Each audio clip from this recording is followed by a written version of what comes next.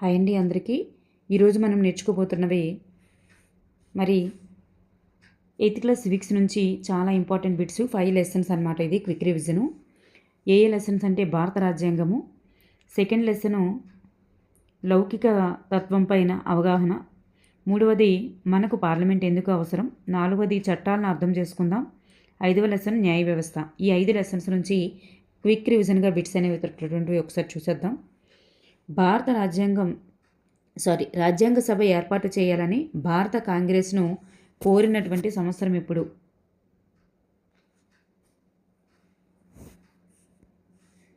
The right answer is option 3 is the right answer, 1934. Next one, భారత రాజ్యాంగ సభ ఏర్పాటుపై ప్రకటన రావడంతో రాజ్యాంగ సభ ఎప్పుడు సమావేశం అయ్యారు? 1946 డిసెంబర్.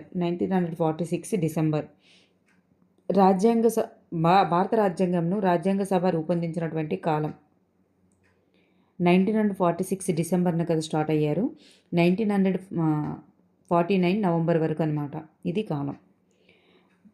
ఒక దేశంలోనే ప్రజలందరూ వారికి ఆమోదయోగ్యమైనటువంటి నియమాలు, సూత్రాల ఆధారంగా పరిపాలించబడాలని కోరుకుంటారు. ఈ నియమ నిబంధనల యొక్క సముదాయాన్ని ఏమంటారు అంటే దాన్నే రాజ్యాంగం అని అంటారు. క్రింది వానిలో సరికానిది ఏంటి? ప్రపంచంలో చాలా దేశాలకు రాజ్యాంగాలు ఉన్నాయి. అన్ని ప్రజాస్వామిక దేశాలకు రాజ్యాంగాలు ఉండే అవకాశాలు ఉన్నాయి. రాజ్యాంగాలు ఉన్న అన్ని దేశాలు ప్రజాస్వామిక దేశాలు. ఒక సమాజం యొక్క మౌలిక స్వభావాన్ని రాజ్యాంగం తెలియజేస్తుంది. ఇందులో మనకి సరికానిది అని అడిగాం కదా. ఈ సరికానిది ఏమవుతుందంటే రాజ్యాంగాలు ఉన్న అన్ని దేశాలు అనేటటువంటివి ప్రజాస్వామిక దేశాలు అనేటటువంటిది ఇక్కడ మనకి రాంగ్ అనమాట. నెక్స్ట్ వన్, రాజ్యాంగం గురించి తెలిపేటటువంటి ఈ క్రింది వానిలో సరి అయినది ఏంటి? రాజ్యాంగాన్ని గురించి తెలిపే ఈ క్రింది వానిలో సరి అయినది ఏంటి? పైవన్నీ కూడా సరి అయినదే. రాజ్యాంగం అనేది కొన్ని ఆదర్శాల సమాహారం, కొన్ని ప్రాథమిక నియమాల కూర్పు, అత్యున్నతమైనటువంటి చట్టం. నెక్స్ట్ వన్, భారతదేశానికి ఉత్తర సరిహద్దుగా ఉన్నటువంటి దేశం ఏంటి అంటే అది రైట్ ఆన్సర్ ఈజ్ నేపాల్. నేపాల్లో రాచరిక పరిపాలనతో మొదటిసారి ప్రజాస్వామ్యం ఏర్పాటు చేసినటువంటి సంవత్సరం 1990. అనేక దశాబ్దాల ఏర్పాటు చేసినటువంటి సంవత్సరం ఎప్పుడు అంటే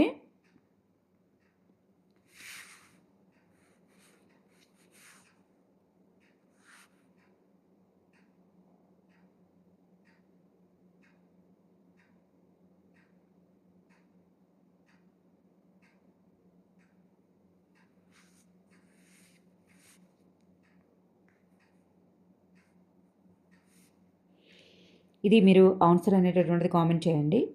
నెక్స్ట్ వన్, అనేక దశాబ్దాల పోరాటం తర్వాత నేపాల్లో రాచరిక పాలన అంతమైనటువంటి సంవత్సరం. ఇది కూడా మీరు ఒకసారి కామెంట్ చేయండి. ఫస్ట్ అయితే నాకు తెలిసి 1990 ఈజ్ ద రైట్ ఆన్సర్. ఇది మాత్రం 9th క్వశ్చన్ మీరు కామెంట్ చేయండి. నేపాల్లో రాచరికం నుండి ప్రజాస్వామ్య ప్రభుత్వంలోనికి మారేటప్పుడు ఒక నూతన సమాజ నిర్మాణం కోసం దాన్ని రాజ్యాంగబద్ధమైనటువంటి నియమ నిబంధనలన్నింటినీ మార్చుకోవాల్సి వచ్చినప్పుడు వచ్చేటటువంటి సమస్యను ఏ ఆటతో పోల్చవచ్చు? అది ఫుట్బాల్ ఆటతో పోల్చవచ్చు.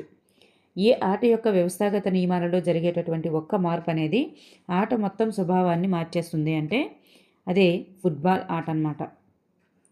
నేపాల్ ప్రజలు ఏ సంవత్సరంలో ఒక కొత్త రాజ్యాంగాన్ని ఏర్పరచుకున్నారు? 2015. నెక్స్ట్ వన్, ఈ క్రింది వానిలో నేపాల్ ప్రభుత్వానికి సంబంధించి సరి అయినది ఏంటి? ఇక్కడ 1990 నాటి నేపాల్ రాజ్యాంగంలో దేశాన్ని రాజు మరియు తన మంత్రివర్గం పాలిస్తారు. 2015 నాటి నేపాల్ రాజ్యాంగంలో దేశాన్ని రాజ్యాంగం మరియు మంత్రిమండలి పాలిస్తారు. సో పై రెండు కూడా సరి అయినవి. ప్రపంచ దేశాలలో అధికార దుర్వినియోగం నుండి సామాన్యులకు రక్షణ ఇచ్చేది ఏంటి? రాజ్యాంగం. నెక్స్ట్ వన్, ఈ క్రింది వానిలో సరి అయినది ఏది?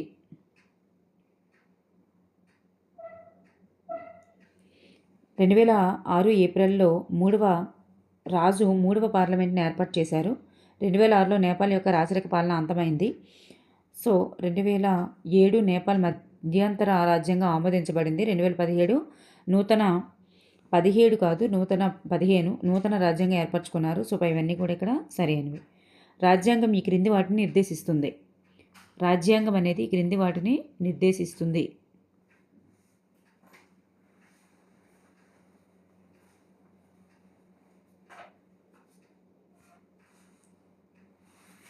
నియమాలు మరియు చట్టాలు is the right answer.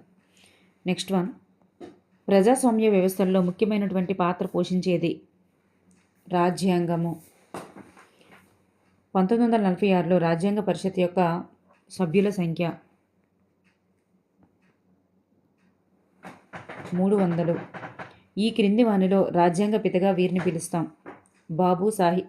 Babasaheb Ambedkar. రాజ్యాంగ ముసాయిదాని క్రింది అంశాలను సమతుల్యం చేస్తూ రచించారు. రాజ్యాంగ ముసాయిదాను ఈ క్రింది అంశాలను సమతుల్యం చేస్తూ రచించారు అంటే పైవన్నీ కూడా భిన్నత్వం, ఏకత్వం, ఆర్థిక సామాజిక సంస్కరణలు, ప్రాతినిధ్యం పైవన్నీ కూడా అవుతాయి. రాజ్యాంగం యొక్క విశిష్ట లక్షణాలు ఏమిటి?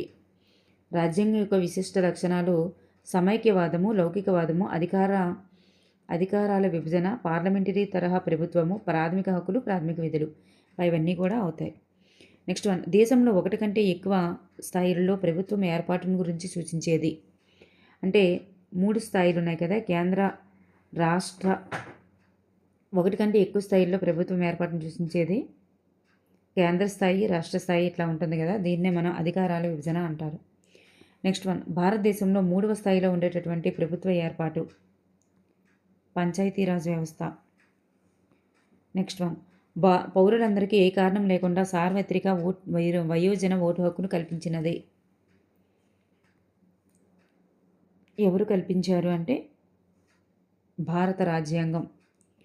రాజ్యాంగ సభ సార్వత్రిక వయోజన ఓటు హక్కును ఆమోదించినప్పుడు సార్వత్రిక వయోజన ఓటు హక్కు యొక్క ప్రాధాన్యతను తెలియజేసినటువంటి రాజ్యాంగ సభ సభ్యుడు ఎవరు? ఏకే అయ్యర్. వివిధ స్థాయిలలో ప్రభుత్వాలలో ప్రజలచే ఎన్నుకోబడిన ప్రతినిధులు ఉంటారు. ఈ ప్రతినిధులు ప్రజలకు జవాబుదారీగా ఉంటారని తెలియజేసేది ఏమిటి? ప్రజలచే ఎన్నుకోబడిన ప్రతినిధులు ఉంటారు, వీళ్ళే ప్రజలకు జవాబుదారీగా ఉంటారు అని తెలియజేసేది పార్లమెంటరీ తరహా ప్రభుత్వం. రాజ్యాంగం ప్రకారం ప్రభుత్వానికి 3 అంగాలు అయినటువంటి శాసన నిర్మాణ శాఖ, కార్యనిర్వాహక శాఖ, న్యాయశాఖ అనేవి కలిగి ఉండడం దీనిని సూచిస్తుంది.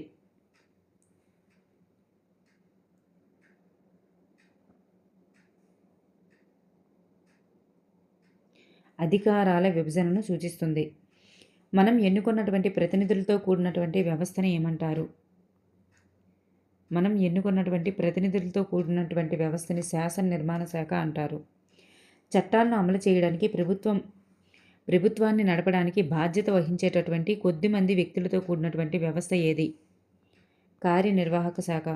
చట్టాలను వ్యాఖ్యానించేటటువంటి న్యాయస్థానాలతో కూడినటువంటి వ్యవస్థ న్యాయశాఖ.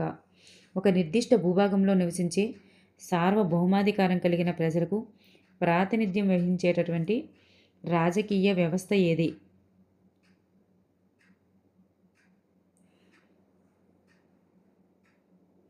రాజ్యం. Option 3 is the right answer. Next one, క్రింది వానిలో సరికానిది ఏది? రాజ్యము, ప్రభుత్వం అనేటటువంటివి పర్యాయ పదాలు. రాజ్యము, ప్రభుత్వం అనే పదాలు రెండు భిన్నమైనవి. పరిపాలన మరియు చట్టాలు అమలుకు ప్రభుత్వం బాధ్యత వహిస్తుంది. రాజ్యంలో ప్రభుత్వం ఒక భాగం. చూడండి, రాజ్యంలో ప్రభుత్వం అనేది ఒక భాగమే. అయితే ఇక్కడ ఈ రెండు కూడా పర్యాయ పదాలు అనేది రాంగ్. ఈ రెండు భిన్నమైనవి. అలాగే పరిపాలన మరియు చట్టాల అమలుకు ప్రభుత్వం బాధ్యత వహిస్తుంది. ప్రభుత్వం అనేటటువంటి పదం ఈ క్రింది శాఖను సూచిస్తుంది. ప్రభుత్వం అనేటటువంటి పదం కార్యనిర్వాహక శాఖను సూచిస్తుంది. భారత రాజ్యాంగపు ఆత్మగా అభివర్ణించేవి ఏంటి? ప్రాథమిక హక్కులు. అల్పసంఖ్యాక వర్గాలు తమ సమూహాలను రక్షించుకోవడానికి రాజ్యాంగంలో వీటిని చేర్చవలసిన అవసరం ఉందని భావించారు.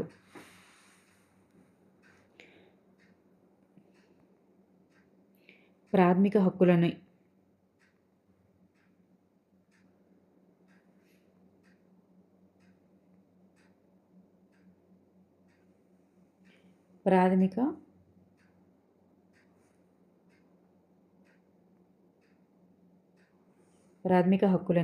ప్రాథమిక హక్కుల యొక్క లక్ష్యం ఏమిటి? ప్రతి పౌరుడు కూడా ఈ హక్కులను పొందగలిగే స్థాయిలో ఉండాలి. చట్టాలు చేసేటటువంటి అధికారం ఉన్న ప్రతి వానికి కూడా వీటిని కట్టుబడి ఉండే విధంగా చూడాలి. సో పైవన్నీ కూడా సరైనవి, రెండు కూడా. రాజ్యాంగంలో ఆదేశిక సూత్రాల యొక్క ప్రాముఖ్యం ఏమిటి? ఇక్కడ పైవన్నీ కూడా సరి అయినవే. ఆర్థిక సామాజిక సంస్కరణల కొరకు స్వాతంత్ర్య భారతదేశానికి చట్టాలను రూపొందించట్లో మార్గదర్శకత్వం ఇచ్చేందుకు, ప్రజలలో పేదరికాన్ని తగ్గించే విధానాల రూపకల్పనకు ఉపయోగపడేందుకు. నెక్స్ట్ వన్, భారత రాజ్యాంగంలో చేర్చబడినటువంటి ప్రాథమిక హక్కులు ఎన్ని? 6. ప్రతి పౌరుడు అన్ని బహిరంగ స్థలాలలోనూ, అంటే ఆట స్థలాలు, హోటళ్ళు, సినిమా హోటళ్లలో సహా అన్నింటినీ కూడా ఉపయోగించుకోగలగడం ఈ ప్రాథమిక హక్కును సూచిస్తుంది. ఇది స్వాతంత్ర్యపు హక్కుకి సంబంధించిందనమాట. దేశంలో ఎక్కడికైనా వెళ్ళడానికి, ఎక్కడైనా ఉండడానికి స్వేచ్ఛ, ఏ వృత్తినైనా, ఉద్యోగము, వ్యాపారమైన చేపట్టే స్వేచ్ఛ ఈ ప్రాథమిక హక్కును తెలియజేస్తుంది. పీడనాన్ని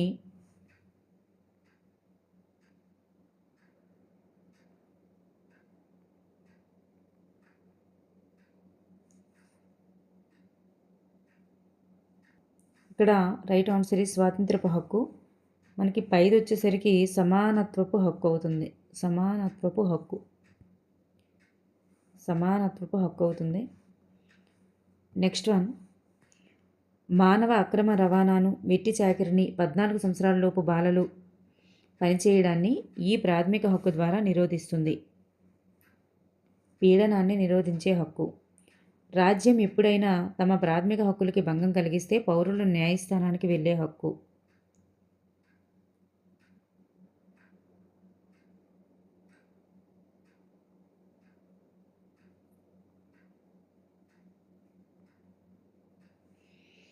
రాజ్యాంగ పరిహారపు హక్కు. ఒక రాష్ట్ర రాజకీయ నాయకుడు ఇతర రాష్ట్రాల కార్మికులను తమ రాష్ట్రంలో పనిచేయనీయకపోయినట్లయితే అది ఈ ప్రాథమిక హక్కుని ఉల్లంఘించినట్లు, అంటే స్వాతంత్రపు హక్కుని ఉల్లంఘించినట్లే. ఒక ప్రజా సమూహం కేరళలోని తమ మాధ్యమ పాఠశాలలను తెరవడానికి కేరళ ప్రభుత్వం అనుమతి ఇవ్వకపోతే అది ఏ హక్కుకి సంబంధించినది? సాంస్కృతిక విద్యా విషయక హక్కుకి సంబంధించినది. ఒక మహిళ అయిన కారణంగా రక్షణ బలగాలలో ఒక అధికారికి ప్రభుత్వం పదోన్నతి కల్పించలేకపోయినట్లయితే ఈ ప్రాథమిక హక్కుని ఉల్లంఘించినట్లు. సమానత్వ హక్కుని ఉల్లంఘించినట్లు. 13 సంవత్సరాల వయసు ఉన్నటువంటి బాలుడు ఒక తివాచీల కర్మాగారంలో పనిచేసినట్లయితే ఈ ప్రాథమిక హక్కును ఉల్లంఘించినట్లు. అది పీడనాన్ని నిరోధించే హక్కును ఉల్లంఘించినట్లే. నెక్స్ట్ వన్, చివరి రాజ్యాంగ సభ సమావేశం జరిగినటువంటి తేదీ ఎప్పుడు? 1950 జనవరి 24. ఈ క్రింది వానిలో భారతదేశపు మొదటి మంత్రులకు సంబంధించి సరికాని జత ఏది? ఇక్కడ సరికాని జత ఏది కాదు, సరి అయిన జత ఏది. సరి అయిన జత ఏది అంటే పైవన్నీ కూడా సరి అయినవే. ప్రధాని జవహర్లాల్ నెహ్రూ, ఉప ప్రధాని సర్దార్ వల్లభాయ్ పటేల్, ఆరోగ్య మంత్రి రాజ్కుమారి అమృత్ కౌర్. సో పైవన్నీ కూడా సరి అయినవే. ఈ క్రింది వానిలో భారతదేశపు మొదటి మంత్రులకు సంబంధించి సరికాని జత ఏది అన్నారు. ఇక్కడ కూడా సరికాని జత కాదు, సరి అయిన జత. సరి అయిన జత ఏది అంటే పైవన్నీ కూడా సరి అయినవే. ఆహార వ్యవసాయ శాఖ మంత్రి జైరామ్ దాస్ దౌలత్, ఆర్థిక శాఖ మంత్రి జాన్ మత్తై, కార్మిక శాఖ మంత్రి జగజ్జీవన్ రాయ్. నెక్స్ట్ వన్, రాజ్యాంగ సభ అధ్యక్షుడు ఎవరు? రాజ్యాంగ సభ అధ్యక్షుడు ఎవరు అంటే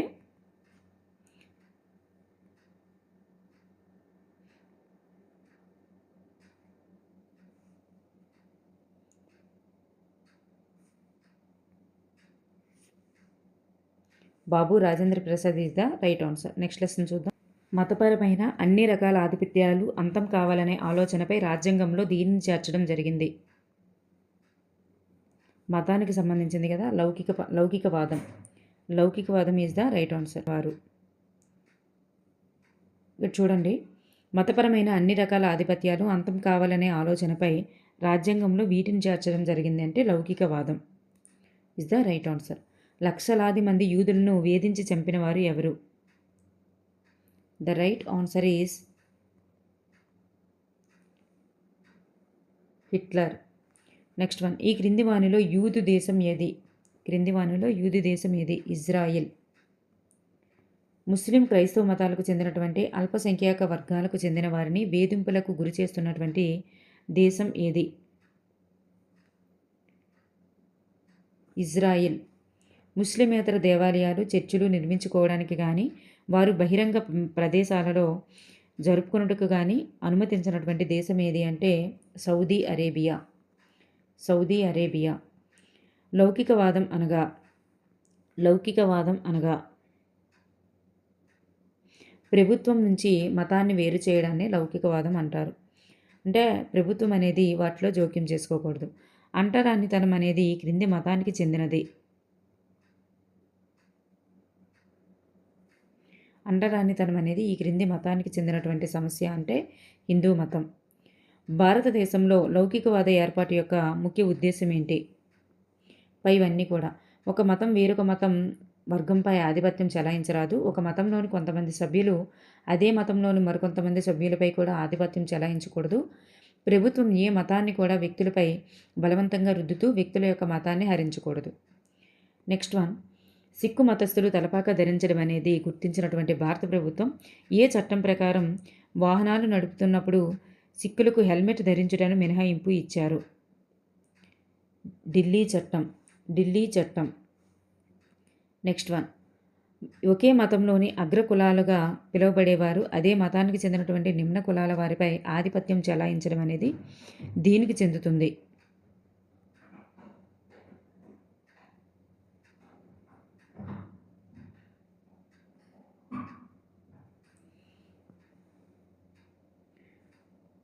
అంటరానితనం అవుతుంది. అమెరికా రాజ్యాంగం మొదటి రాజ్యాంగ సవరణ ద్వారా ఈ క్రింది వాటిపై శాసన చట్టాలని చేయడాన్ని నిషేధించింది. మత ఏర్పాటును గౌరవించడం మరియు మత స్వేచ్ఛను నిషేధించడం పై రెండు కూడా. నెక్స్ట్ వన్, అమెరికా రాజ్యాంగం ప్రకారం స్థాపన అనగా శాసనసభ ఏ మతాన్ని కూడా అధికార మతంగా ప్రకటించదు, ఏ మతాన్ని కూడా సమర్థించదు. సో ఇక్కడ option 1 and 2 is the right answers. America మత విధానం ప్రకారం లౌకికవాదం అనగా రాజ్యము మతం ఒకదాని వ్యవహారాల్లో మరొకటి జోక్యం చేసుకోకపోవడం. భారతదేశ మత విధానం ప్రకారం లౌకికవాదం అనగా అవసరమైనటువంటి సందర్భాలలో ప్రభుత్వము మత వ్యవహారాల్లో జోక్యం చేసుకోవడాన్ని లౌకికవాదం అంటారు. ఏ దేశంలో ప్రభుత్వ పాఠశాలల్లో విధేయత ప్రజ్ఞలో దేవుని కింద అనేటటువంటి పదాలు ఉన్నాయి? అమెరికా దేశం. అమెరికా ప్రభుత్వం పాఠశాలల్లో ఉన్నటువంటి విధేయత ప్రతిజ్ఞలోని దేవుని కింద అనే పదం ఎవరి మత భావనలను భంగపరుస్తుంటే దానిని వల్లివేయనవసరం లేదని ఎన్ని సంవత్సరాల క్రితం నిర్ణయించింది? 60 సంవత్సరాల క్రితం. 1960లో ఫ్రాన్స్లో కార్మికులకు తీవ్రంగా కొరత ఉండడం వలన ఈ క్రింది ఏ దేశం నుంచి ఫ్రాన్స్కు వలస వచ్చారు? ఇవన్నీ ఈజ్ ద రైట్ ఆన్సర్. ఎందుకంటే అల్జీరియా, టునీషియా, మొరాకో ఈ 3 దేశాల నుంచి కూడా వలస రావడం జరిగింది. ముస్లింలు ధరించేటటువంటి తలపాకాలు, యూదుల టోపీలు, క్రైస్తవుల యొక్క సిలువలు వంటి మత చిహ్నాలను పాఠశాల విద్యార్థులు ధరించకుండా ఫ్రాన్స్ అనేది ఏ సంవత్సరంలో చట్టాన్ని తీసుకువచ్చింది? 2004 ఫిబ్రవరిలో తీసుకువచ్చింది. తలకి గుడ్డ కట్టుకున్నందుకు పిల్లలను బడి నుండి బహిష్కరించినటువంటి చట్టం ఏది? ఫ్రాన్స్ చట్టం 2004 ఫిబ్రవరి.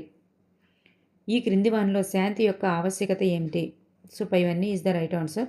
శాంతి అనేటటువంటిది అంతం లేనిది, మన మధ్య గల వివాదాలను విస్మరించదు, మనందరి ప్రయోజనాలని కూడా తోసిపుచ్చదు. ఈ క్రింది వానిలో మత సహనానికి సూచిక ఏది? శాంతి. 3వ లోక్సభ ఎన్నికలు ఏ సంవత్సరంలో జరిగాయి?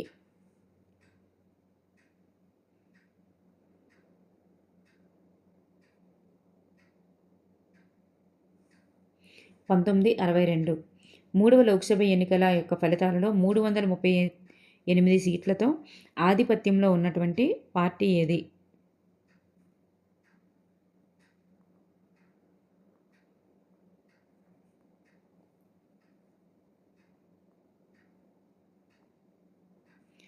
కాంగ్రెస్ పార్టీ. ప్రజాస్వామ్య వ్యవస్థలకు పట్టుకొమ్మలుగా చెప్పబడేవి ఏంటి? ప్రజాస్వామ్య వ్యవస్థలకు పట్టుకొమ్మలుగా చెప్పబడేవి పై రెండు కూడా ఆన్సర్ అవుతుంది. పౌరుల యొక్క భాగస్వామ్యం, అలాగే చట్టాలకు పౌరుల యొక్క సమ్మతి పై రెండు కూడా రైట్ ఆన్సర్స్. నెక్స్ట్ వన్, భారత ప్రజాస్వామ్యంలో పౌరుల యొక్క భాగస్వామ్యం, చట్టాలకు పౌరుల సమ్మతి అనే అంశాలు ఈ క్రింది వ్యవస్థ ద్వారా నెరవేరుతాయి. ఈ క్రింది వ్యవస్థ అంటే పార్లమెంటు ద్వారానే ఈ రెండు నెరవేరుతాయి. ఏ సంవత్సరం నాటికే భారత జాతీయ కాంగ్రెస్ బడ్జెట్పై చర్చించడానికి, ప్రశ్నించడానికి శాసనసభలో ఎన్నికైనటువంటి సభ్యులు ఉండాలని పట్టుపట్టింది? 1885. ఎన్నికైనటువంటి కొంతమంది భారతీయులను ప్రతినిధులుగా ఉండుటకు అనుమతించినటువంటి బ్రిటిష్ చట్టం ఏది? భారత ప్రభుత్వ చట్టం 1909. ఈవీఎం యొక్క పూర్తి రూపం ఎలక్ట్రానిక్ ఓటింగ్ మిషన్. ఏ సాధారణ ఎన్నికలలో మొదటిసారి దేశవ్యాప్తంగా ఈవీఎంలను ఉపయోగించారు? 2004. 2004లో ఈవీఎంలను ఎన్నికల్లో ఉపయోగించడం వలన చట్ల పరంగా కలిగినటువంటి ప్రయోజనం ఏమిటి? 1,50,000 చెట్లను రక్షించుకోగలిగాము. బ్యాలెట్ పేపర్ల ముద్రణకు అవసరమైనటువంటి 8,000 టన్నుల కాగితాన్ని కూడా ఆదా చేసుకోగలిగాం. సో పై రెండు కూడా సరి అయినవి. ప్రజాస్వామ్య ప్రభుత్వంలో ప్రభుత్వం యొక్క పనితీరును నిర్ణయించేది ఏమిటి?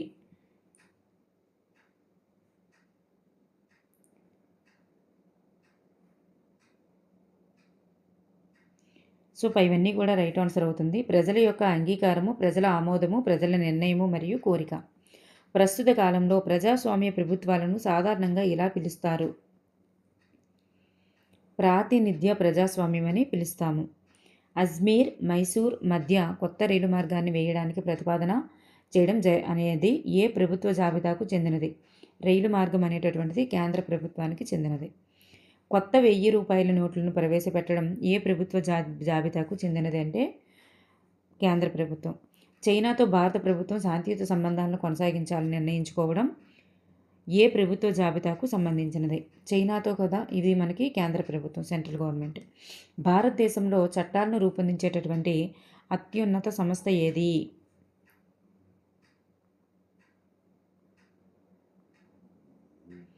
Parliament is the right answer. Next one, రాజ్యసభను ఇలా కూడా పిలుస్తారు. రాజ్యసభని స్టేట్ ఆఫ్ కౌన్సిల్ అని కూడా పిలుస్తాం. క్రింది వానిలో రాజ్యసభకు సంబంధించి సరి అయినది ఏంటి? ఇవన్నీ కూడా సరి అయినవే. పార్లమెంట్ అనేది ఒక భాగము. దీనిలో మొత్తం 245 మంది సభ్యులు ఉంటారు. భారత ఉపరాష్ట్రపతి దీనికి అధ్యక్షత వహిస్తారు. ఈ క్రింది వానిలో లోక్సభకు గల పేరేంటి? లోక్సభని హౌస్ ఆఫ్ పీపుల్ అంటారు. ప్రజల సభ అని పిలుస్తాము, దిగువ సభ అని కూడా పిలుస్తాం. ఈ క్రింది వానిలో లోక్సభకు సంబంధించి సరి అయినది ఏమిటి? ఇది పార్లమెంట్లో ఒక భాగం. దీనిలో మొత్తం 545 మంది సభ్యులు ఉంటారు. లోక్సభ సమావేశాలకు స్పీకర్ అధ్యక్షత వహిస్తారు. సో పైవన్నీ కూడా సరి అయినవి. క్రింది వానిలో భారత పార్లమెంటుకు సంబంధించి సరి అయినది ఏమిటి? ఇక్కడ పైవన్నీ కూడా సరి అయినవి. భారతీయులకు ప్రజాస్వామ్య సూత్రాలపై గల నమ్మకానికి ప్రత్యేకే పార్లమెంటు. మరి ప్రజల యొక్క ప్రతినిధే పార్లమెంటు. ప్రజాస్వామ్య వ్యవస్థలో దీనికి విస్తృతమైనటువంటి అధికారాలు కూడా కలవు. 17వ లోక్సభ ఎన్నికలు ఏ సంవత్సరంలో జరిగాయి? చాలా ఇంపార్టెంట్ బిట్ అనమాట ఇది. 17వ లోక్సభ ఎన్నికలు ఏ సంవత్సరంలో జరిగాయి? 2019లో జరిగాయి. 2017వ లోక్సభ ఎన్నికల యొక్క ఫలితాలలో ఏ పార్టీ అత్యధిక స్థానాలను 303 స్థానాలను గెలుచుకుంది?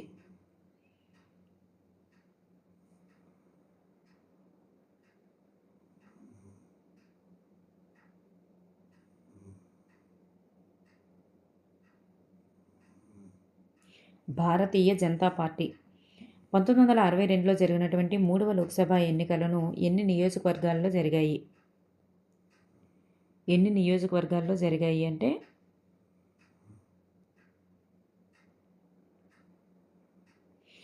543 సీట్లకు గాను 490 నియోజకవర్గాలకు జరిగాయి. నెక్స్ట్ వన్, 1942లో జరిగినటువంటి 3వ లోక్సభ ఎన్నికల ఫలితాలకు సంబంధించి సరికానిది ఏంటి? ఇక్కడ మనకి అత్యధిక లోక్సభ ఎంపీ స్థానాలు ఉన్నటువంటి రాష్ట్రం ఉత్తరప్రదేశ్, మరి 86 స్థానాలు. అలాగే అత్యల్ప లోక్సభ ఎంపీ స్థానాలు ఉన్నటువంటి రాష్ట్రం మణిపూర్కి 2, త్రిపుర 2 అనమాట. So Manipur, Tripura. Next one, అన్ని రాష్ట్రాల్లో అత్యధిక సీట్లు గెలుచుకున్నటువంటి రాజకీయ పార్టీ కాంగ్రెస్. ప్రభుత్వాన్ని ఏర్పాటు చేయబోయేటటువంటి పార్టీ బీజేపీ. ఇక్కడ సరికానిది ఏంటంటే ఆప్షన్ 3 అనేది సరికాదు. 15వ లోక్సభ ఎన్నికలు ఏ సంవత్సరంలో జరిగాయి? 15వ లోక్సభ ఎన్నికలు 2009లో జరిగాయి. ఎన్నికైన తర్వాత పార్లమెంటు సభ్యులను ఏ పేరుతో పిలుస్తారు? ఎన్నికైన తర్వాత పార్లమెంటు సభ్యులను ఏ పేరుతో పిలుస్తారు? ఎంపీలు అని పిలుస్తారు. పార్లమెంటు ఈ మూడింటి కలయిక వలన ఏర్పడుతుంది. పార్లమెంట్ అనేది ఈ మూడింటి కలయిక వలన ఏర్పడుతుంది. రాష్ట్రపతి, లోక్సభ, రాజ్యసభ. ఈ క్రింది వానిలో లోక్సభ ఏర్పాటుకు సంబంధించి సరి అయినది ఏంటి? లోక్సభలో 543 మంది ఎన్నికైన సభ్యులు ఉంటారు. 2 ఆంగ్లో ఇండియన్ నామినేటెడ్ సభ్యులు ఉంటారు. మెజార్టీ పార్టీకి కనీసం సగం కంటే ఎక్కువ మంది సభ్యులు ఉండాలి. సో ఇక్కడ అంటే 272 లేదా అంతకంటే ఎక్కువ మంది సభ్యులు ఆధిక్యం ఉండాలి. ఇక్కడ పైవన్నీ కూడా సరి అయినవే. క్రింది వానిలో కార్యనిర్వాహక వర్గానికి సంబంధించి సరి అయినది. ఇక్కడ కూడా పైవన్నీ సరి అయినవే. ఈ వర్గానికి లోక్సభ ఎన్నుకోవడం జరుగుతుంది. పార్లమెంటు చేసినటువంటి చట్టాలను అమలు పరిచేటటువంటి వ్యక్తుల సమూహమే కార్యనిర్వాహక వర్గం. ప్రభుత్వం అనే భావనను కూడా సూచిస్తుంది. సో పైవన్నీ కూడా సరి అయినవి. ఎగ్జిక్యూటివ్ అనగా అర్థం ఏంటి? ఎగ్జిక్యూటివ్ అనగా అర్థం కార్యనిర్వాహక వర్గం అంటే ప్రభుత్వాన్ని సూచిస్తుంది కాబట్టి. లోక్సభలో అధికార పార్టీ నాయకుడు ఎవరు? లోక్సభలో అధికార పార్టీ నాయకుడు ఎవరు? ప్రధానమంత్రి. ఒకే రకమైనటువంటి భావాలు కలిగిన వివిధ రాజకీయ పార్టీలు కలిసి ప్రభుత్వాన్ని ఏర్పాటు చేయడం దీనిని సూచిస్తుంది. సంకీర్ణ ప్రభుత్వాన్ని సూచిస్తుంది. నెక్స్ట్ వన్ అంటే ఇది ఎన్నికల అనంతరం ఏ పార్టీ కూడా ప్రభుత్వాన్ని ఏర్పాటు చేయడానికి స్పష్టమైన మెజార్టీకి కావాల్సిన సీట్లు పొందలేకపోయినప్పుడు రాజకీయ పార్టీల కూటమి అనేది ఏర్పడి ఇలా సంకీర్ణ ప్రభుత్వం అనేది ఏర్పాటు చేస్తుంది. పార్లమెంటులో ప్రభుత్వాన్ని ఏర్పాటు చేసిన పార్టీ కాకుండా సంకీర్ణ ప్రభుత్వంలో భాగం కాకుండా ఉన్నటువంటి అన్ని రాజకీయ పార్టీలతో కలిసి ఏర్పాటైనటువంటి అతిపెద్ద పార్టీని ఏమంటారు అంటే ప్రధాన ప్రతిపక్ష పార్టీ అని పిలుస్తాం. 2009 15వ లోక్సభ ఎన్నికలలో ఐఎన్సి వివిధ రాజకీయ పార్టీలతో కలిసి అవతరించినటువంటి సంకీర్ణ ప్రభుత్వం ఏది? United progressive alliance. 15వ లోక్సభ ఎన్నికల ఫలితాలలో అత్యధిక మెజారిటీ సాధించినటువంటి ఇండియన్ నేషనల్ కాంగ్రెస్ పార్టీ ఎన్ని సీట్లను కైవసం చేసుకుంది? 206 సీట్లను. సెక్రటేరియట్ యొక్క సౌత్ బ్లాక్, నార్త్ బ్లాక్ అనేటటువంటి భవనాలను నిర్మించినటువంటి సంవత్సరం 1930. సెక్రటేరియట్ యొక్క సౌత్ బ్లాక్, నార్త్ బ్లాక్ అనేటటువంటి భవనాలు ఎక్కడ కలవు? న్యూఢిల్లీలో కలవు. సెక్రటేరియట్ యొక్క సౌత్ బ్లాక్లో లేనటువంటి మంత్రిత్వ శాఖ ఏది? ఈ ఆర్థిక మంత్రిత్వ శాఖ అనేటటువంటిది ఉండదన్నమాట. నెక్స్ట్ వన్ సెక్రటేరియట్ యొక్క నార్త్ బ్లాక్లో ఉన్నటువంటి మంత్రిత్వ శాఖలు ఏమిటి అంటే ఇవన్నీ కూడా హోంశాఖ, ఆర్థిక మంత్రిత్వ శాఖ, పిఎం కార్యాలయము, రక్షణ శాఖ, విదేశీ వ్యవహారాల మంత్రిత్వ శాఖ.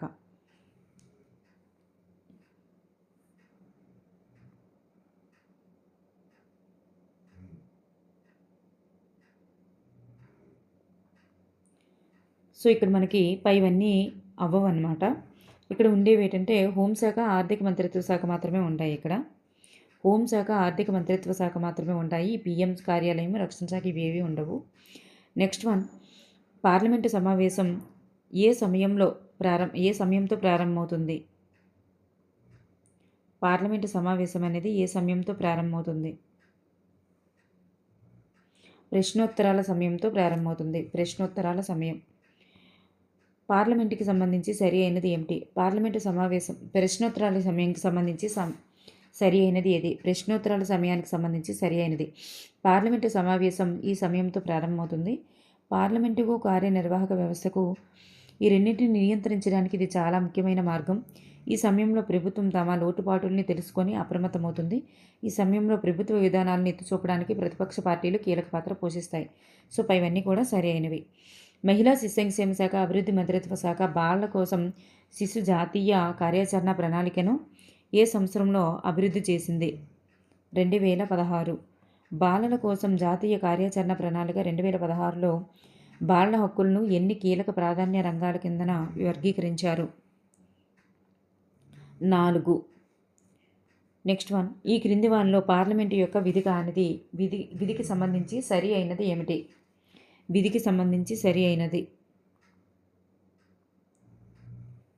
పైవన్నీ కూడా సరి అయినవి. కేంద్ర ప్రభుత్వాన్ని ఎంపిక చేసుకోవడం, ప్రభుత్వాన్ని నియంత్రించడం, దానిని మార్గనిర్దేశం చేయడం, చట్టాలను తయారు చేయడం, ఇవన్నీ కూడా రైట్ ఆన్సర్స్. పార్లమెంటును నియంత్రించడం, మార్గనిర్దేశనం చేయడం, సమాచారాన్ని తెలియజేయడంలో కీలక పాత్ర పోషించేవారు ఎవరు? ఎంపీలు. ఎంపీలు ఈజ్ ద రైట్ ఆన్సర్.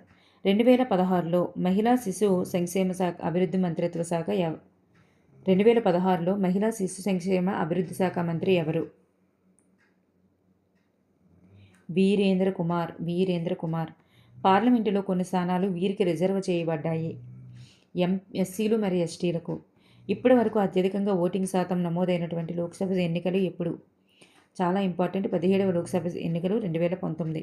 ఇంతవరకు ఎన్ని లోక్సభ ఎన్నికలు జరిగాయి? 17. అంటే 2019 వరకు అయితే 17 అయ్యాయి అన్నమాట. సో ఇంతవరకు ఎన్ని జరిగాయంటే ఇప్పుడు ప్రజెంట్ కరెంట్ ప్రకారం అయితే 18 జరిగాయి అన్నమాట. ఇప్పటి వరకు అత్యల్పంగా 55.29 ఓటింగ్ శాతం నమోదైనటువంటి లోక్సభ ఎన్నికలు ఎప్పుడు? 5వ లోక్సభ ఎన్నికలు 1971. ప్రభుత్వ విధానాల అమలుకు బాధ్యత వహించేది ఏమిటి? ప్రభుత్వ విధానాల అమలుకు బాధ్యత వహించేది కార్యనిర్వాహక శాఖ.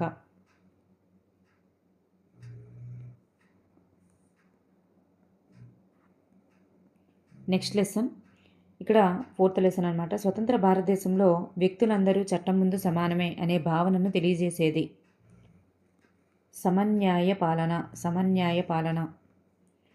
నెక్స్ట్ వన్, క్రింది వానిలో సరి అయినది ఏంటి? ప్రాచీన భారతదేశంలో తరచుగా మార్పుకు లోనయ్యేటటువంటి స్థానిక చట్టాల అసంఖ్యాకంగా ఉండేవి. వివిధ వర్గాల వారికి తమకు తామే ప్రత్యేకంగా చట్టాలు రూపొందించుకొని అమలుపరిచేటటువంటి స్వేచ్ఛ ఉండేది. తక్కువ కులాల వారికి శిక్షలు మరింత కఠినంగా ఉండేవి. సో ఇవన్నీ కూడా అప్పుడు జరిగేవన్నమాట. భారతదేశంలో ఇవన్నీ సరి అయినవే. భారతదేశంలో సమన్యాయ పాలన గురించి చరిత్రకారుల అభిప్రాయం ఏంటి? ఇక్కడ 2 సరి అయినవే. వలస రాజ్య పాలన ఏకపక్షమైనదని, బ్రిటిష్ ఇండియాలో న్యాయంగా అభివృద్ధిలో భారత జాతీయవాదులు ప్రముఖ పాత్ర పోషించారని చరిత్రకారులు అభిప్రాయపడ్డారు. ఈ క్రింది వానిలో బ్రిటిష్ వారి పరిపాలనలో కొనసాగినటువంటి ఏకపక్ష విధానానికి ఉదాహరణ ఏమిటి? మరి ఇదే క్వశ్చన్ రెండోలా అడగొచ్చు. సమన్యాయ పాలన నియమానికి విరుద్ధంగా ఉన్నటువంటి చట్టాలు ఏమిటి? రెండింటికి ఒకటే ఆన్సరు. అదే మనకి దేశద్రోహ చట్టం 1870, రౌలత్ చట్టం 1919. ఈ రెండు కూడా మనకి అవుతాయన్నమాట. Option 1 and 2 is the right answer. దేశద్రోహ నేర చట్టం చేయబడినటువంటి సంవత్సరం ఎప్పుడు అంటే 1870 అన్నమాట. బ్రిటిష్ ప్రభుత్వాన్ని ప్రతిఘటించినటువంటి అంటే విమర్శించినటువంటి ఏ వ్యక్తిని అయినా తగిన విచారణ లేకుండానే అరెస్టు చేయవచ్చు అని బ్రిటిష్ పాలనలో కొనసాగినటువంటి చట్టం ఏది అంటే దేశద్రోహ చట్టం. తగిన విచారణ లేకుండా అరెస్టు చేయుటకు, ప్రజలను జైలులో పెట్టుటకు బ్రిటిష్ వారికి అనుమతి ఇచ్చినటువంటి చట్టం ఏది అంటే రౌలత్ చట్టం 1919. రౌలత్ చట్టం అమల్లోనికి వచ్చినటువంటి తేదీ ఎప్పుడు? రౌలత్ చట్టం అమల్లోనికి వచ్చినటువంటి తేదీ ఫిబ్రవరి 1919, మార్చి 10. రౌలత్ చట్టానికి వ్యతిరేకంగా ఆందోళనలు చురుకుగా జరిగినటువంటి రాష్ట్రం ఏది?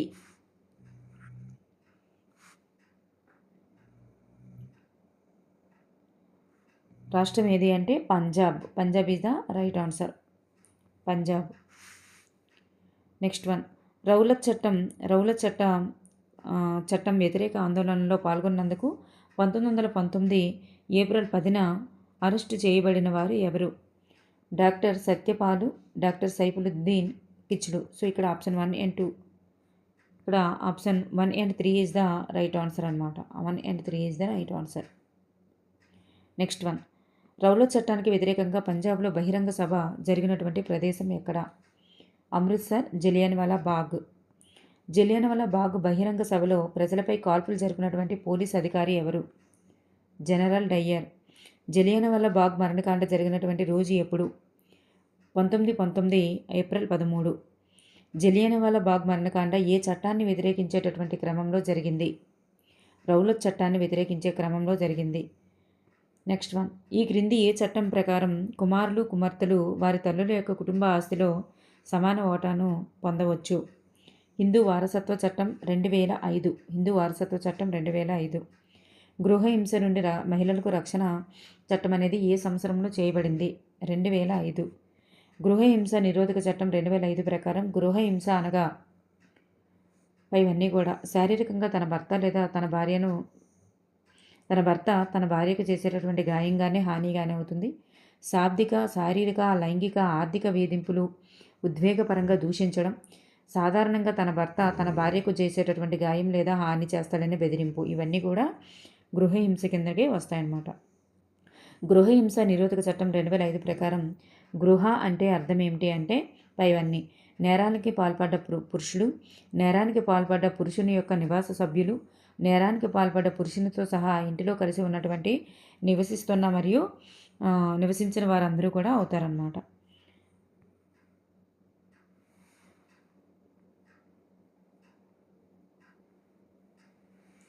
సో ఇక్కడ మనకు చూస్తే అడిగేటప్పుడు ఇక్కడ ఆప్షన్ పైవన్నీ ఇచ్చేటప్పుడు పైవన్నీ అవుతుంది, లేదా ఆప్షన్ 3 అనేది అవుతుందన్నమాట.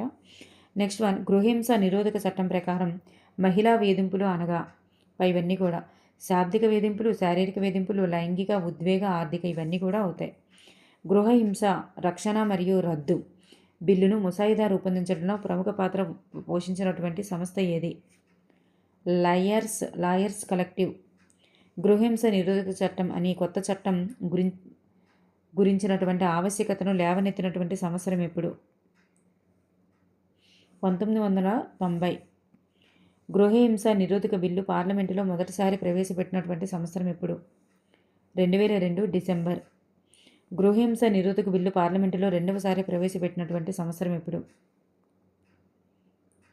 2005. గృహహింస నుండి మహిళల రక్షణ చట్టం అమల్లోనికి వచ్చినటువంటి సంవత్సరం?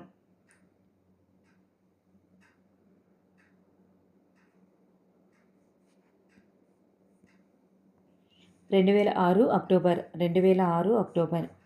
హింసరహిత గృహం స్త్రీ యొక్క హక్కు అని గుర్తించినటువంటి వాటిలో ఈ చట్టం మొదటిది.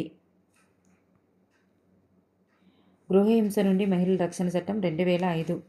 తరచుగా హింసను ఎదుర్కొని లేదా వేధించబడేటటువంటి మహిళలు బాధితులుగా కనబడతారు. ఈ బాధితులను ఇలా పిలవడం సబబుగా ఉంటుంది: ప్రతికూలతను తట్టుకొని జీవిస్తున్నవారు. నెక్స్ట్ వన్, జనసమ్మతం కాని, ఇది వదలండి. నెక్స్ట్ వన్, చట్టాలు రాజ్యాంగానికి కట్టుబడి లేవు అని తేలితే వాటిని సవరించే లేదా రద్దుపరిచేటటువంటి అధికారం కలిగి ఉన్నవారు. సుప్రీంకోర్టు. 1964లో పౌరుల హక్కుల చట్టానికి దారితీసినటువంటి ఘటన అమెరికాలో ఏ రోజున ప్రారంభమైంది? పౌరుల హక్కుల చట్టానికి దారితీసిన ఘటన అమెరికాలో ఏ రోజున ప్రారంభమైందంటే 1955 డిసెంబర్ 1న. అమెరికాలో పౌరుల హక్కుల ఉద్యమ ప్రారంభ దశలో బహిరంగ ప్రదేశాలలో శ్వేత జాతీయులు, ఆఫ్రికన్ అమెరికన్ల మధ్య వివక్షత చూపేటటువంటి చట్టానికి వ్యతిరేకంగా నిరసన తెలిపినటువంటి ఆఫ్రికన్ మహిళ ఎవరు? ఆఫ్రికన్ మహిళ అనమాట ఈమె. ఈ మహిళ ఎవరు అంటే రోసా పార్క్స్.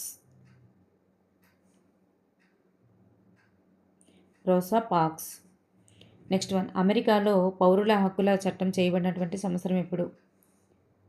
1964. పార్లమెంటులోని మన ప్రతినిధులు చేస్తున్నటువంటి చర్యలను జాగ్రత్తగా గమనించడానికి, అవసరమైతే విమర్శించడానికి మనం ఈ క్రింది వాటిని ఆశ్రయించవచ్చు అంటే పైవన్నీ కూడా వార్తాపత్రికలు, టీవీ ఛానల్స్, రేడియోలు, మీడియా, పైవన్నీ కూడా. లాస్ట్ లెసన్ న్యాయ వ్యవస్థ అనేటటువంటి 5th లెసన్ అనమాట. ఇది న్యాయ వ్యవస్థ అనేటటువంటి లెసన్ ఒకసారి చూద్దాం. చట్టం వ్యక్తులందరికీ సమానంగా వర్తిస్తుంది అనేటటువంటి భావనను తెలియజేసేది.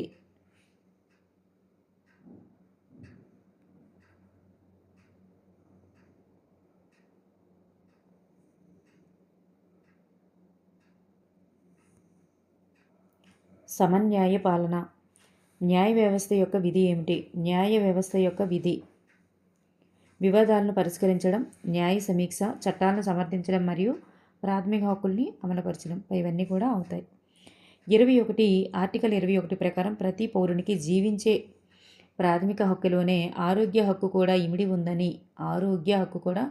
ఇమిడి ఉందని ఈ క్రింది ఏ కేసులో సుప్రీంకోర్టు తీర్పు చెప్పింది?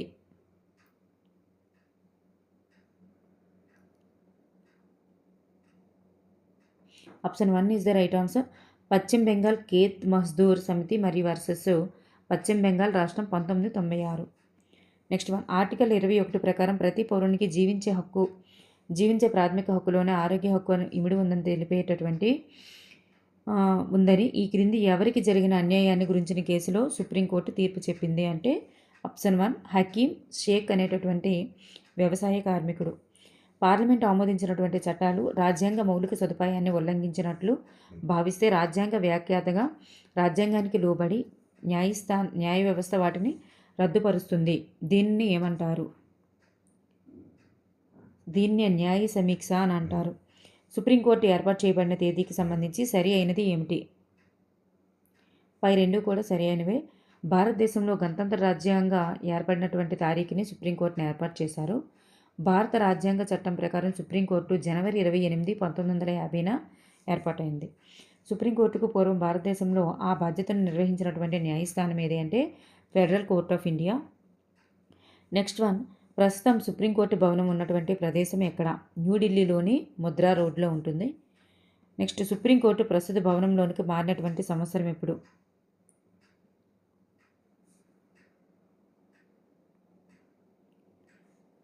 (1958). ఫెడరల్ కోర్ట్ ఆఫ్ ఇండియా యొక్క చివరి ప్రధాన న్యాయమూర్తి ఎవరు? మరియు సుప్రీంకోర్టుకు మొదటి ప్రధాన న్యాయమూర్తి ఎవరు? సుప్రీంకోర్టుకి మొదటి ప్రధాన న్యాయమూర్తి, ఫెడరల్ కోర్ట్ ఆఫ్ ఇండియాకి చివరి ప్రధాన న్యాయమూర్తి ఎవరు?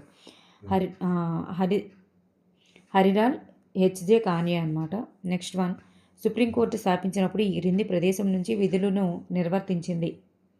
స్థాపించినప్పుడు ఎక్కడి నుంచి విధులను నిర్వర్తించిందంటే పార్లమెంట్ హౌస్లోని ఛాంబర్ ఆఫ్ ప్రిన్సెస్ నుంచి. ఫెడరల్ కోర్ట్ ఆఫ్ ఇండియా ఏ సంవత్సరాల మధ్య భారతదేశంలో అత్యున్నత న్యాయస్థానంగా వ్యవహరించింది అంటే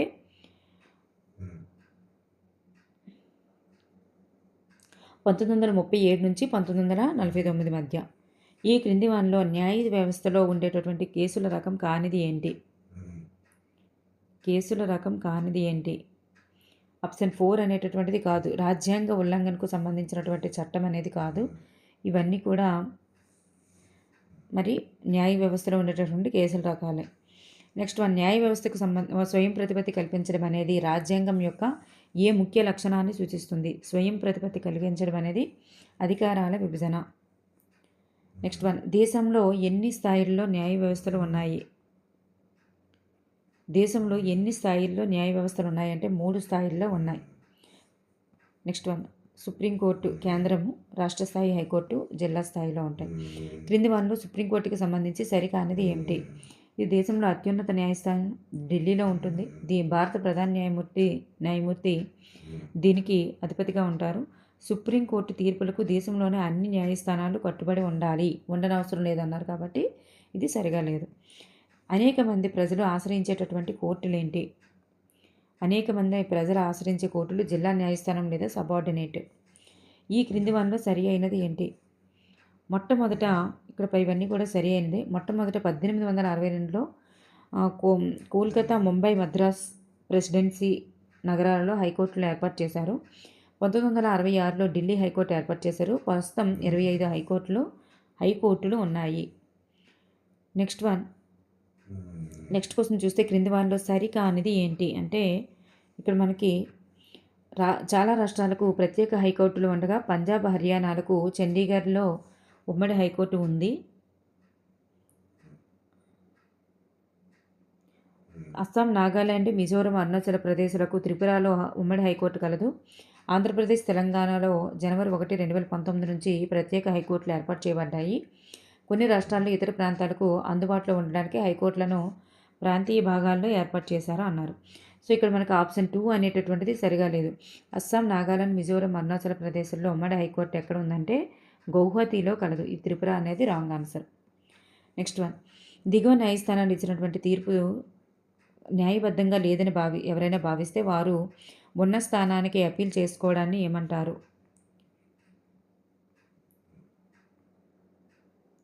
దాన్నే పునర్విచారణాధికారం లేదా అప్పీల్ చేయడం అని అంటారు. 1 and 2 is the right answer. ఈ క్రింది వానిలో పునర్విచారణాధికారానికి సంబంధించినటువంటి కేసు ఏది? పునర్విచారణాధికారానికి సంబంధించినటువంటి కేసు ఢిల్లీ ప్రభుత్వం వర్సెస్ లక్ష్మణ్ కుమార్ ఇతరులు. ఢిల్లీ ప్రభుత్వం వర్సెస్ లక్ష్మణ్ కుమార్ ఇతరులకు కేసుకు సంబంధించి క్రింది వానిలో సరికానిది ఏంటి?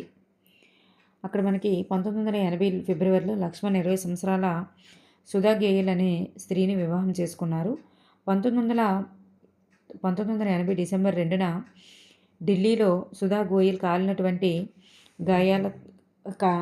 గాయాల ఆసుపత్రిలో చేరింది. నవంబర్ 1983న రైలు కోర్టు తీర్పుపై నింద మోపినటువంటి ఈ ముగ్గురు హైకోర్టులో అప్పీల్ చేసుకున్నారు.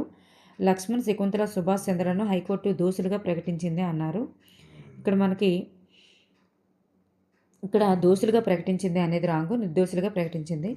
నెక్స్ట్ వన్, జిల్లా కోర్టు న్యాయస్థానానికి గల మరొక పేర్లేంటి? జిల్లా కోర్టు న్యాయస్థానం అంటే సబార్డినేట్ కోర్టు అంటారు. దానికే న్యాయస్థానానికి ఇంకో పేరు ఏంటంటే trial court, district judge court, additional sessions judge, chief judicial magistrate, metropolitan magistrate, civil judge ఇవన్నీ కూడా రైట్ ఆన్సర్సే. గౌహతి హైకోర్టు యొక్క ప్రాంతీయ కేంద్రం అనేది ఇక్కడ కలదు. ఐజ్వాల్ లేదా మిజోరంలో కలదు. దక్షిణ సిక్కింలో జిల్లా కోర్టు సముదాయాలు ఉన్నటువంటి ప్రాంతం ఎక్కడ అంటే నామ్చీనో. గృహహింస నుండి మహిళల రక్షణ చట్టం అమలు కాబడినటువంటి సంవత్సరం ఇప్పుడు. గృహహింస నుండి మహిళల రక్షణ చట్టం అమలు కాబడిన సంవత్సరం 2006 అక్టోబరు. వరకట్నం మరణ వివాదంకి సంబంధించి సరి అయినది ఏంటి? ఇది నేర శిక్షా స్మృతిని ఉల్లంఘిస్తుంది. సమాజ వ్యతిరేక నేరానికి సంబంధించినది. గృహహింస నుండి మహిళల రక్షణ చట్టం ప్రకారం తీర్పు ఇవ్వబడుతుంది. సో ఇవన్నీ సరి అయినవి. భారతదేశంలో న్యాయ వ్యవస్థ యొక్క స్వరూపం ఎలా ఉంటుందంటే ఏకీకృత న్యాయ వ్యవస్థ, స్వయం ప్రతిపత్తి కలిగినటువంటి న్యాయ వ్యవస్థ. 1 and 3 is the right answers. ఈ క్రింది వారిలో పౌర శిక్షా స్మృతికి సంబంధించినటువంటి అంశం ఏది అంటే ఇక్కడ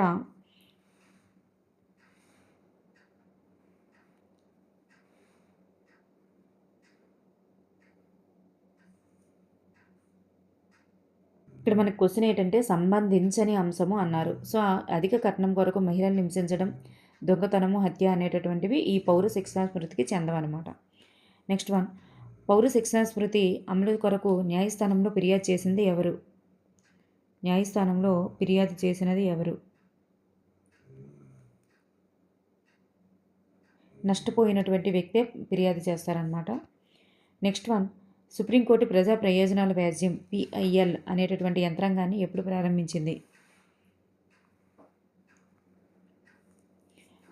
1980వ దశకంలో ప్రారంభించింది. నెక్స్ట్ వన్, PIL కారణంగా తోడ్పడినటువంటి ప్రయోజనం ఏమిటి?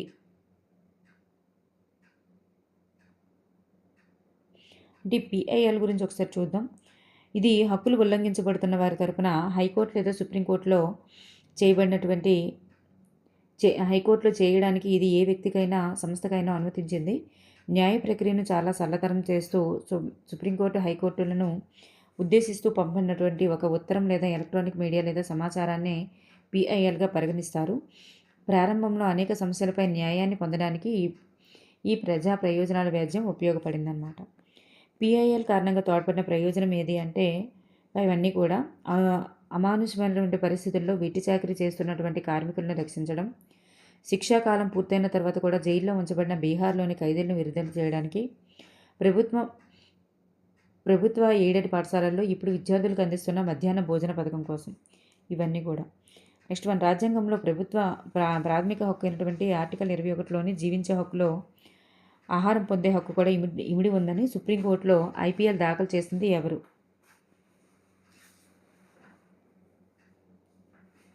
Peoples Union of Civil Liberties అనమాట. Option 1 is the right answer. భారత పౌరులకు జీవించే హక్కును కల్పిస్తున్నటువంటి రాజ్యాంగ నిబంధన ఏది?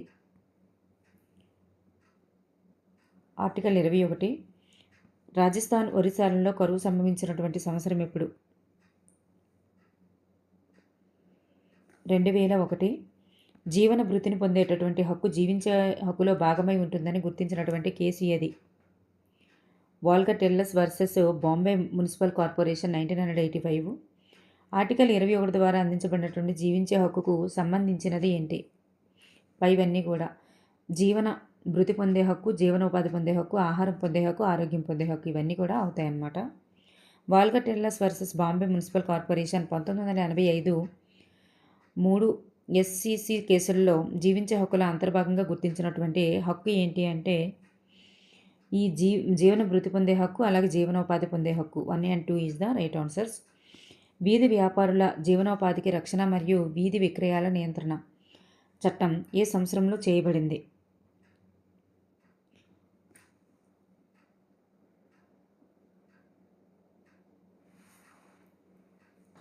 2014లో చేయబడింది. న్యాయ విచారణలో తీవ్ర జాప్యంను ఎత్తి చూపుతున్నటువంటి కేసు ఏది? మీరట్లోని హసింపురాలోని హత్య కేసు అనమాట. నెక్స్ట్ వన్, ఈ క్రింది వాటిలో సరి అయినది ఏది? సుప్రీంకోర్టులో మంజూరైనటువంటి న్యాయమూర్తుల సంఖ్య 34, హైకోర్టుకు మంజూరైన న్యాయమూర్తుల సంఖ్య 1079. ఇది ఇవ్వరు, ఎందుకంటే కరెంటు ప్రకారం మారింది కాబట్టి. 1987 మే 22వ తేదీన మీరట్లోని హసింపురాలో జరిగిన హత్య కేసును ఢిల్లీ హైకోర్టు ఏ తేదీన తీర్పు ఇచ్చింది అంటే 2018 అక్టోబర్ 31న ఇచ్చింది. మీరట్లోని హసింపురాలో జరిగినటువంటి హత్య కేసును ఉత్తరప్రదేశ్ హైకోర్టు నుంచి ఏ హైకోర్టుకు మార్చారు?